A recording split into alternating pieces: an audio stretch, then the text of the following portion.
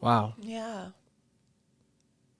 I'm the images in my head. I'm just Yeah. going back, and as you're gonna going through. Yeah.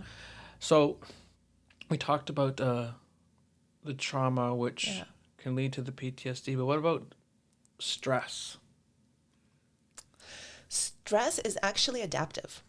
Stress happens, right? Like when there's some kind of new situation or some kind of difficult situation, our body kind of mobilizes to resolve the situation. I mean, that's what stress is, right? That's it's adaptive. It's like an adaptive way to problem solve. And just referring to my notes, and kind of mobilizes the energy and the resources in our body and our brain to be able to deal with this problem. So if you think of like an upside down U, like a graph, right? A y-axis, an x-axis, and an upside down U. And if you think of stress on the x-axis and kind of functioning or productivity on the y-axis, right? And what that shows you is we actually need an optimal amount of stress to function at our optimal level. If we have too little stress in our life, we're not really motivated, right? Like, what motivation would I have had to prepare for this talk if I wasn't stressed about it? Right? Okay, so it's a good thing. Yeah. So, right. What, like, without stress, how would we meet deadlines? How would we study for exams? Right.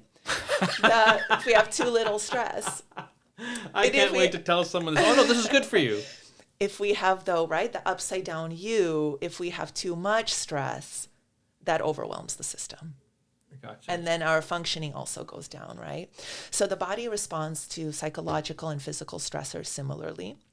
It doesn't differentiate between the two.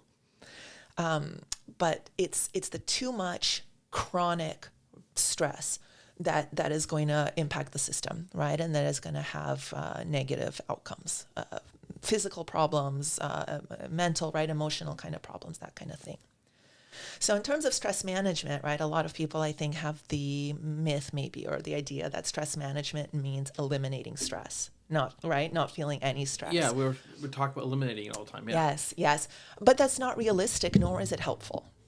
Right? With stress, we want to find ways to keep it kind of under that, top part of the U where it's helping us, where it's adaptive. So yeah, we want to be realistic about it, right? That there's no way to eliminate stress, and actually some stress is adaptive and helpful. I skipped over. Yeah. We were talking about the self-help and touching on the self-help groups. Yeah. Can you touch on that a little bit? Yeah. So I think with self-help groups, again, I think the benefit is, agency, a sense of control. I think it's connection, right? You realize that you're part of something that's bigger than you, and that it's not just you. That there's other people out there who share your experiences and who share who understand you, right? And of course the placebo effect, right? If we believe it to be helpful, then there will probably be some benefit from it. The placebo effect. Yeah, the placebo effect. I think, of course, the downside of it is that it can become a form of avoidance too, right? Like, I'm doing all of these things, I'm constantly talking about my trauma, but then it's almost like the downside, right? That it could become like a script, or you've come up with a story about it in your head, like a script, and you go through the script, but without actually processing it, without actually working through it. And that's why one of the notes you sent me, the idea was that that's how we're not designed to do it ourselves. That's right.